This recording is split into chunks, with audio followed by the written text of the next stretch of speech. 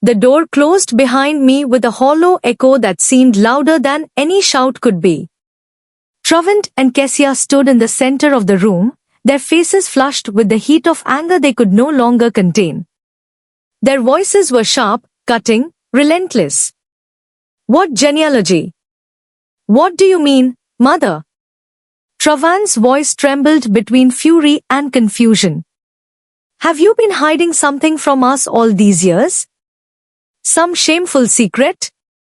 Something that would disgrace the Dubois name. Kessia's hands were pressed against her mouth, her eyes wide, pupils dilated. She teetered on the edge of hysteria. Yes. Tell us. Now. How could you keep this from your own family? They screamed, accused, threatened, their words thrown like stones, hoping to crack my calm facade.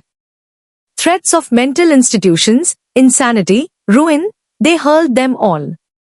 I did not flinch. I did not shrink. Each accusation bounced off me like peas against a stone wall, harmless. I simply watched. I let the fury burn itself out, watched their anger turn into ash before it could touch me. And when the shouting ceased, when their lungs were emptied and their voices hoarse, the tactics shifted. They no longer attacked my mind with rage, they sought my soul, the vulnerable chords they thought still existed. Kessia was the first to collapse into a chair, hiding her face behind trembling hands. Soundless sobs racked her shoulders. I knew the act. I had seen such performances before, but she performed it skillfully, convincingly. Miss Idella. Mama, she whispered, her voice muffled. How can this be? We are family, we love you. We only wanted what was best. We thought of your future, your peace of mind. Maybe we were wrong, but is it worth destroying everything over this? Travant knelt before me, trying to reach for my elbow. I pulled back slightly, letting him remove his hand. His eyes, no longer blazing with rage, were glazed with sorrowful grief, a performance rehearsed for months, perfected over years of entitlement. Mama, he said, voice quivering, almost tender, remember everything. Remember how you raised me. How you sacrificed your career, your dreams, for me. All for me. Can you really destroy all of that? Were all those sacrifices just for nothing? I looked at him, feeling an unexpected emotion stir in me, not anger, not fear, but a profound, almost unbearable pity.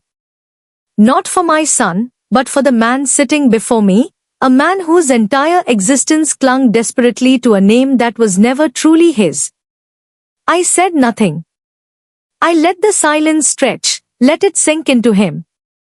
His chest rose and fell unevenly, a fragile cage for the man who had built his life on myth. You were given 3 days to move your things, I said finally, my voice calm, measured, a blade hidden in softness. Do not waste this time on arguments. Without waiting for a reply, I turned and walked to my room. The quiet of the house greeted me like an old friend, familiar and restorative. I took Cornelius' hand, warm and fragile in mine, and sat beside him. The peace on his face belied the years of burdens he had carried, the secrets he had kept. I did not speak of Travant. I did not speak of betrayal. I simply held the man I loved and let the silence envelop us. The first day passed in tense quiet. Travant and Kessia whispered behind closed doors, phones in constant motion, plotting their last desperate moves. I did not interfere. I watched, catalogued, observed. Their desperation was predictable, human, and entirely useless against the calm certainty of truth. By the third day, Travant emerged. His expensive suit could not disguise the pallor of his face. His voice, clipped and precise, betrayed his feverish determination. Tomorrow at 11, our townhouse. Family council. Everyone will be there. Bring your lawyer. Let's see who wins. It was a challenge, their final gambit. They moved the battlefield into territory they controlled, surrounded by allies, confident in numbers and appearances. But I had already prepared. I had already chosen my weapons: fact, calm, and truth. And I would let their false legacies and forged papers crumble before the one thing they could not touch: the real history of the Dubos family, a history built on love and sacrifice, not greed and pretense. I returned to my room, sat with Cornelius, and let the night settle around us. Tomorrow, the confrontation would reach its peak. But tonight, I rested in quiet, in the knowledge that nothing could shake me. I was ready. The morning arrived grey and heavy, the city wrapped in a hedge of frost and dull sunlight. Travant's summons weighed in the air like a storm about to break. I dressed carefully, not in black for morning, not in anything flashy to provoke, but in calm neutrality, the armor of one who does not fear, who does not need to perform. Cornelius slept peacefully when I left the room. I watched him for a moment, tracing the lines of his face softened by sleep, remembering the quiet courage of a man who had carried a stolen name without complaint. I kissed his forehead lightly, whispered a promise of protection, and stepped into the crisp air of the morning. The townhouse loomed ahead, a pristine monument of wealth, power, and cold precision. Travant and Kessia were waiting at the door, their faces carefully neutral, smiles painted with the faintest trace of anticipation. I could see it, the performance rehearsed to perfection, each movement calculated to project dominance, concern, and moral superiority. "Good morning," Kessia said, voice sweet, measured. "We are so glad you could join us." Her hands were steady, her posture flawless, but the tension around her eyes betrayed her unease. Travant nodded, tilting his head with a practiced air of benevolent authority. "We are all gathered to discuss the future of the family, Mama," he said softly, almost reverently. "It is important that everything is settled properly." The room was already filled with people I hadn't seen in years, relatives, business partners, distant acquaintances, all carefully selected to witness, to judge, to sway opinion. Uncle Peter and Aunt Vera occupied chairs near the center, eyes curious, expectant. Partners whispered quietly, exchanging glances that carried judgment long before any words were spoken. I walked in slowly, deliberately. Honkwika Sterling, my lawyer, followed at a measured distance, eyes scanning, ready. The silence that fell upon our arrival was thick, heavy. Every gaze fixed on me, measuring, calculating, assuming weakness. Travant stepped forward. "Mother," he began, voice calm but deliberate, "we understand that your judgment has been clouded recently. We only wish to protect you from influence, from outside manipulation, from yourself. We have always acted in your best interests, and the house, your legacy, everything. We cannot allow anything to jeopardize it." Kessia added quickly, pouring water into glasses, every motion controlled to appear nurturing, concerned.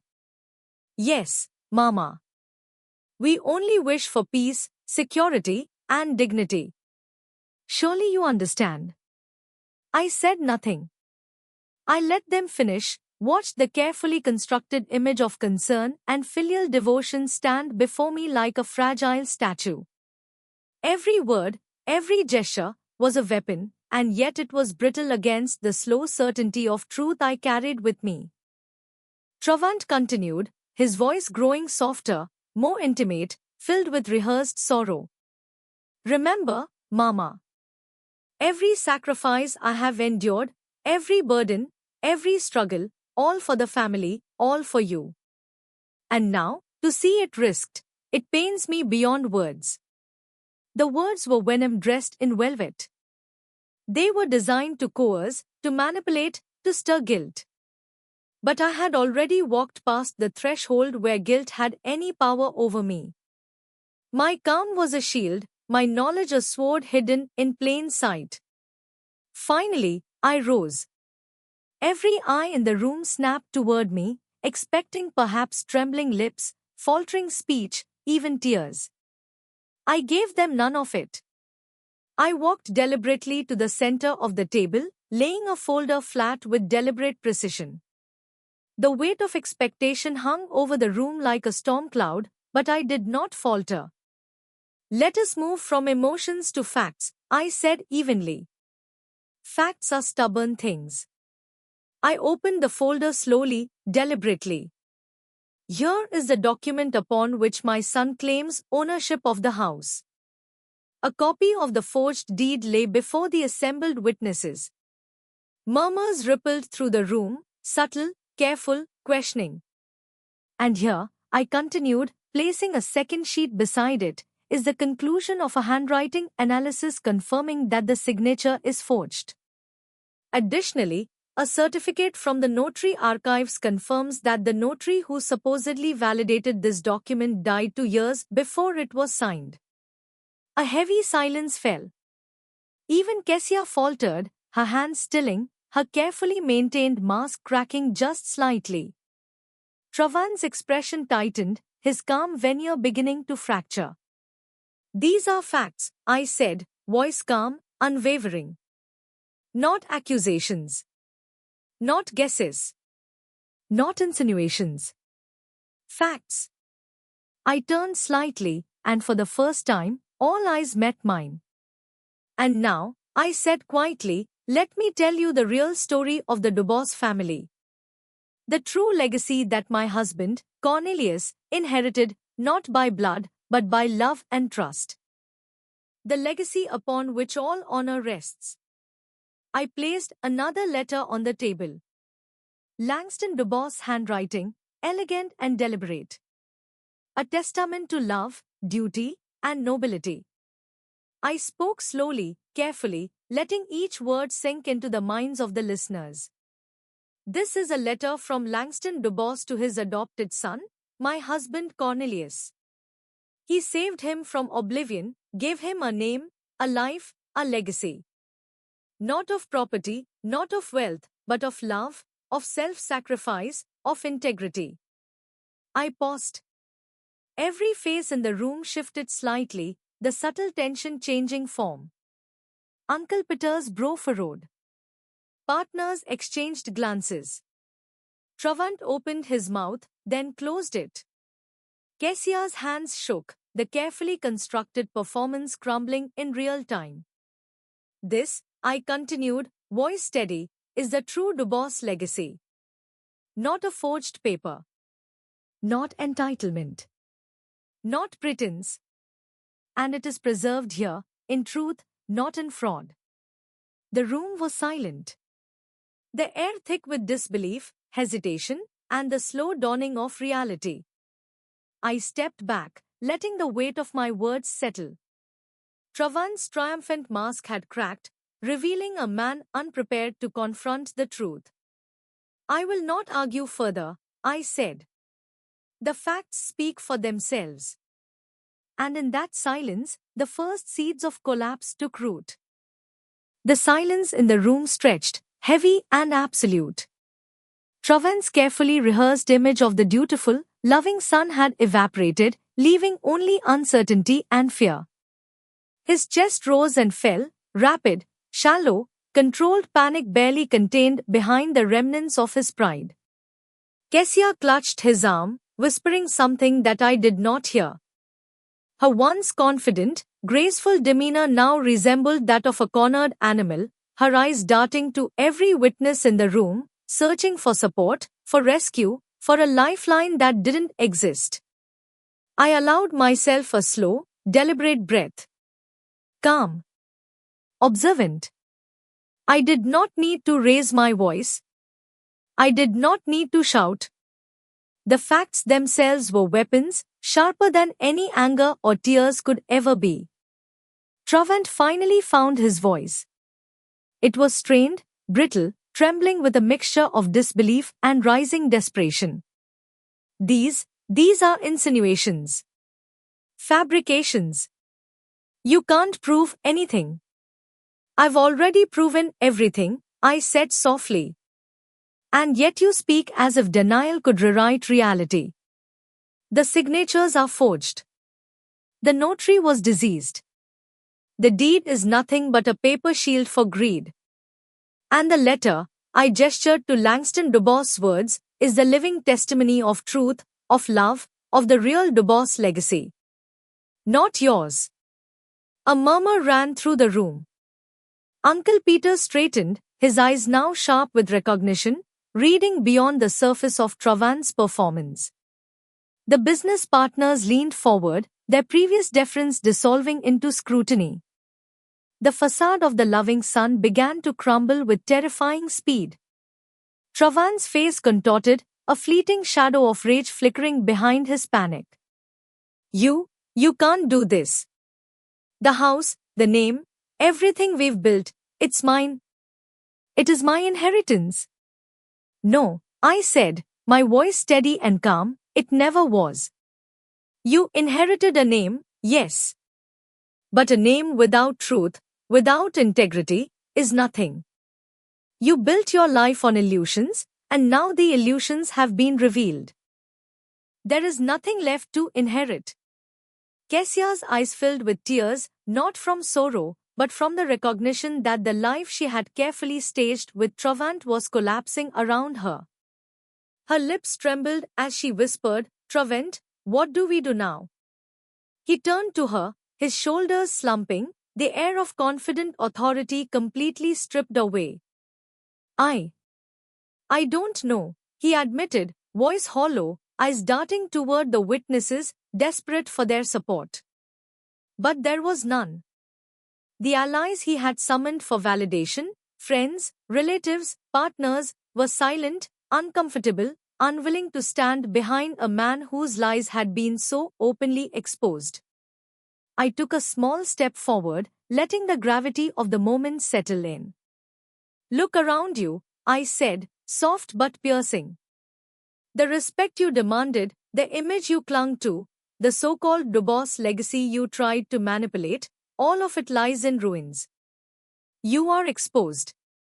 Not by anger, not by revenge, but by truth. Travant sunk into a chair, head in his hands. Kesia hovered near him, clutching his arm as if holding on could somehow restore their shattered world. But it was gone. The carefully constructed facade of entitlement and honor had crumbled in an instant, leaving only shame, fear, and the bitter taste of exposure. Uncle Peter stepped forward, holding the letter in his hands. His gaze shifted from Travant to Kesia, then back to the letter, and finally landed on me. This is the truth, he said quietly. And it is clear who has acted with honor and who has not. The business partners quietly rose from their seats, casting looks of contempt toward Travant and Kesia before exiting without a word. Even distant relatives whispered among themselves, turning their backs on the couple who had tried to manipulate them. The room emptied, leaving only the wreckage of ambition and deception. Travant's shoulders sagged completely. He looked around, realizing the enormity of what had happened. The name he had clung to, the respect he had demanded, the world he had built on lies, all had disintegrated in front of his eyes. Kesia finally let go of him and stood rigidly, her face pale, a silent witness to the ruin they had brought upon themselves. Neither of them moved to speak. Neither dared to challenge the reality that had been laid bare. I took a final, measured breath and turned toward the door. 3 days were given to move your things out, I said quietly, and the choice to waste more time on arguments has been yours. Now, leave. This chapter is over. They did not respond. Their silence spoke volumes. I walked out of the townhouse with Honkweka Sterling by my side. The chill of the evening wrapped around us as we descended the steps and stepped into the street. For the first time in years, I felt the weight of control and freedom in equal measure. The storm had passed, leaving clarity, truth, and a life no longer dictated by the ambition or cruelty of others. As we walked toward home, I thought of Cornelius, of the real Dubois legacy, and of the sanctuary I had yet to reclaim in the basement. The house, the documents, the names, they were all finally safe. The only thing left was to return to myself. The days after the townhouse confrontation were quite, almost unreal. Trovent and Kessia vanished from the city as if swallowed by the earth. No calls, no letters, no attempts to reclaim what they had lost. Their world, built entirely on illusion and entitlement, had collapsed in a single afternoon. In our home, silence settled like a gentle, cleansing rain. It was not oppressive or lonely, it was healing. The house had transformed from a place of tension and suspicion into a sanctuary. The scent of pecans in the air, sunlight filtering through the windows, and the gentle ticking of the old clock filled the rooms with a comforting rhythm. Cornelius, exhausted after the emotional battle, seemed at peace. He smiled softly at me each morning, his hand warm in mine, and we spoke of simple joys, the little adventures of our youth, the first date in Forsyth Park, the laughter we shared trying to fix a leaky faucet.